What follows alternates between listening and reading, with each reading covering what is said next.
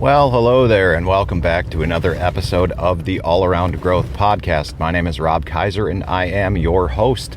This is a show that provides insight and tools to build the life and homestead of your dreams. Today is Tuesday, February 8th, 2022, and this is episode number 280 of the show. And today we are going to dig into building the homestead of our dreams.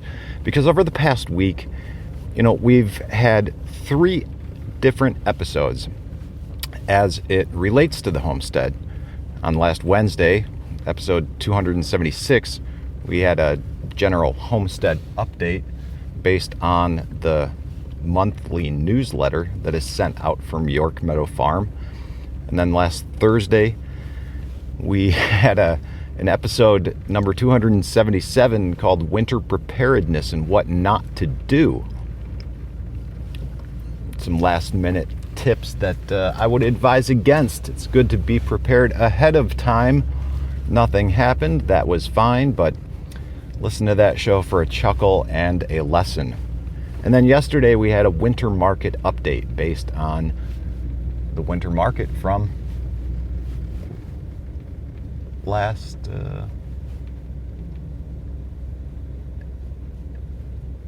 Saturday. And I'm pausing because the new construction 2 properties over is taking place, and yeah, it's weird. We are no longer anyways.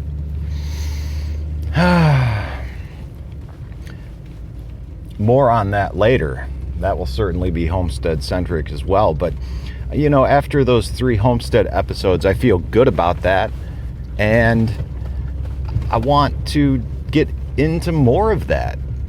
Now, over the past few weeks and months, and I mean months, there's been a lot of talk about building the life of our dreams, especially recently with talk of goals in the 7 different aspects of life. Financial, physical, personal development, family, spiritual, social, and career. And those are wonderful, but I want to see how I can integrate them into the homestead. And it also dawned on me this morning that the more I've been focusing a lot of content and drawing a lot from these devotionals because I've been experiencing some challenges in life. And I've been utilizing that as fodder for content for the show, also as a way to, reprogram, repattern my ways of thinking. And that's a good thing to do, but it dawned on me this morning that the more I focus on these challenges in life, the more challenges in life I will focus on, and perhaps the more challenges in life I will create. So I'm not interested in that. I'm interested in solutions, and I realized that I have been doing some things recently that are not necessarily solutions oriented. So that's another topic for another time. So let's talk about homesteads. So, what is a homestead? That's going to be the title of today's show. And, what does that mean? So it's going to be different things for different people because we are all at different stages in our life. We live different places, different ages, different backgrounds, different cultures, different family types, sizes, different, you name it. That's about the only thing we have in common is the fact that we're all different. So I figured we'd begin with the definition of the word homestead, and then for context, I'll share what it means to me. And I thought if there was time, maybe we could get into how I am approaching homesteading and how you can approach homesteading regardless of what phase of life you're in. But I suspect that that is going to have to be a different episode entirely. Okay, so let's look at the meaning of the word. Now, the definition and meaning of the word homestead, according to dictionary.com, reads as follows. It is a dwelling with its land and buildings occupied by the owner as a home and exempted by a homestead law from seizure or sale for debt. Of course, we've got to default to some legalese. Chose a different word there. But moving on. Any dwelling with its land and buildings where a family makes its home. A tract of land acquired under a homesteading program. Verb. To acquire or settle on land is a homestead. Okay, you get it. Now, the definition and meaning and synonyms from of homestead from vocabulary.com is: a homestead is a house and surrounding land owned by a family. Often it includes a farmhouse. Most people have homes, but not everyone has a homestead. That means your family owns more than a house. The homestead often consists of a farmhouse and land devoted to crops or animals. You'll find a lot more homesteads in rural areas than cities. Often, a homestead is passed down from parents to children for generations. Very good. Now we're getting somewhere. And they also elaborate on nouns and verbs and whatnot, but I think we grabbed enough context of all of that from dictionary.com. For example, the home and adjacent grounds occupied by a family. Dwelling that is usually a farmhouse and adjoining land. Land, you get it. Okay, and finally, the first article that came up in my search of what is a homestead, in addition to a couple of definitions, was a blog post titled Homesteading 101, What is it and the essential steps to get started. And this is from a blog called Morning Chores, and I've linked to it in the show notes if you want to read it. But the first couple of paragraphs I'll go ahead and share with you because it will provide some good, it'll provide a good springboard for what I have to say about this. What does the word homesteading mean to you? Are there barns involved? Or acres of corn waving in the wind? Sure, those aspects can be part of homesteading, but the concept spans a wide variety of properties and activities. According to dictionary.com, homesteading is any dwelling with land and buildings where a family makes its home. That may have been the original definition, but nowadays it mostly refers to self-sufficiency. The original purpose of a homestead was to build a place where a family could live, grow food, and prosper. That doesn't mean you need to own acreage or have half a dozen children. Single people can be homesteaders, as can apartment dwellers. Although there are some core aspects, homesteading won't look the same for everyone. Some people want to be totally off-grid and utterly self-sufficient. In contrast, others just want to grow a garden and preserve some of their food. Ultimately, if you have a dream of being more self-sufficient, you're already on your way to being a homesteader. Okay.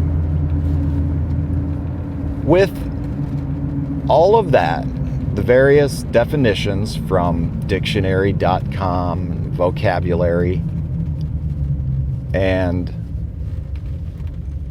this post,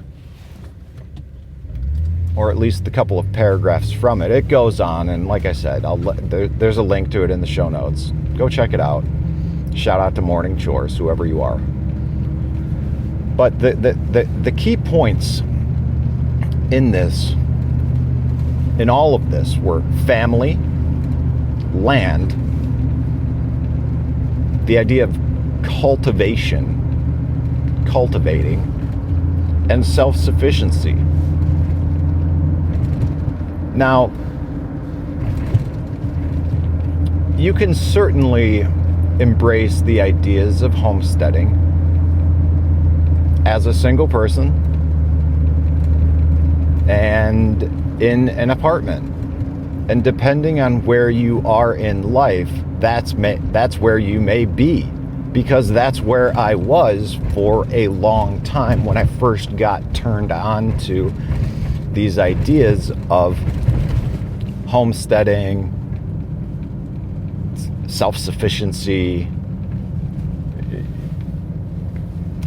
and that's it. You know, I was a single dude in my 20s, and you know, working whatever jobs I could to make ends meet, just to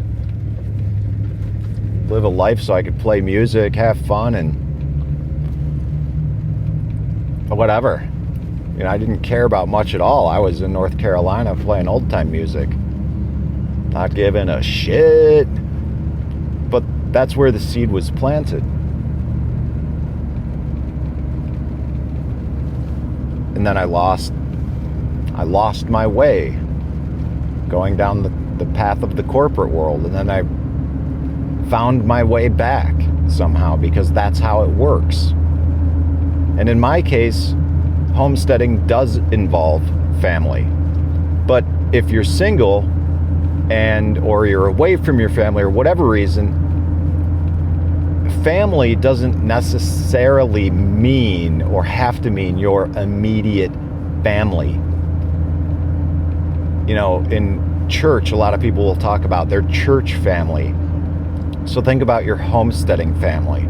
And that can be people you connect with through meetup.com, people you connect with through permies.com, people you connect with through the survivalpodcast.com. Great networking opportunities there.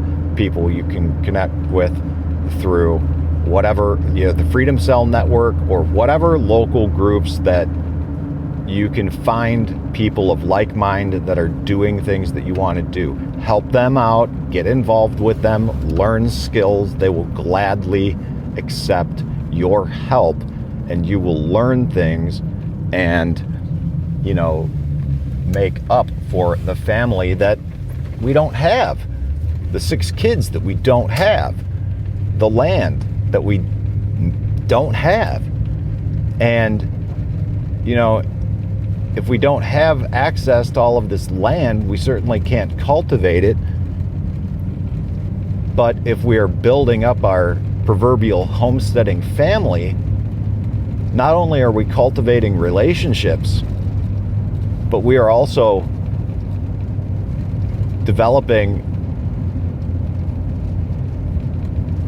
the land that is from those very relationships. My first experience of doing this was in North Carolina in my 20s, volunteering, or maybe as we called it, interning, or apprentice, I think it was, a volunteer apprentice farmer. And I'd go there and I'd work a handful of hours a week in exchange for produce.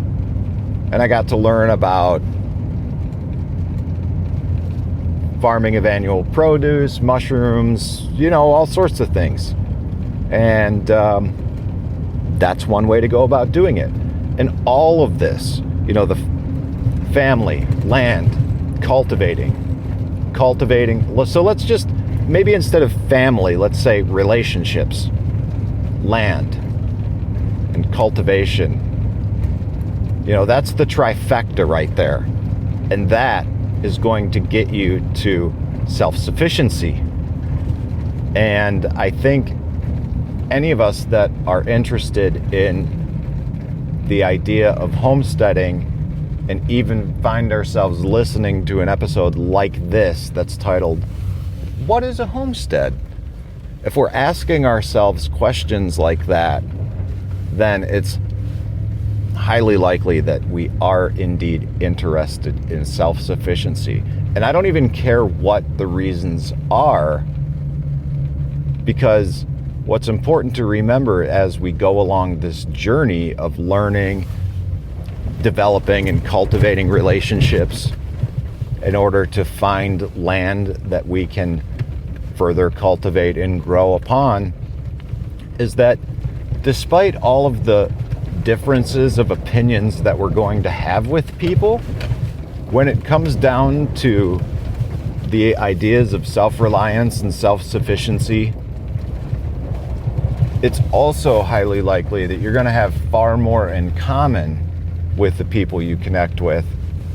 So focus on that instead of the things that annoy you about people and the things that you don't agree on. Because like I said, there's far more that can be agreed on than can't. Before we close out, guys, as we roll in here to the parking spot, check us out on social media: Twitter, Telegram, Float, and Facebook. Check out the show notes for everything else. Ways to leave reviews for the show. We are still getting most of the listens through Apple Podcasts at this time in February of 2022. So check out a link in the show notes on how to leave a rating and review, because it does affect the algorithms. It does help expose new listeners to the show, people just like you that you can connect with on the Telegram chat group. And I hope to see you there. This is Rob Kaiser, and thank you.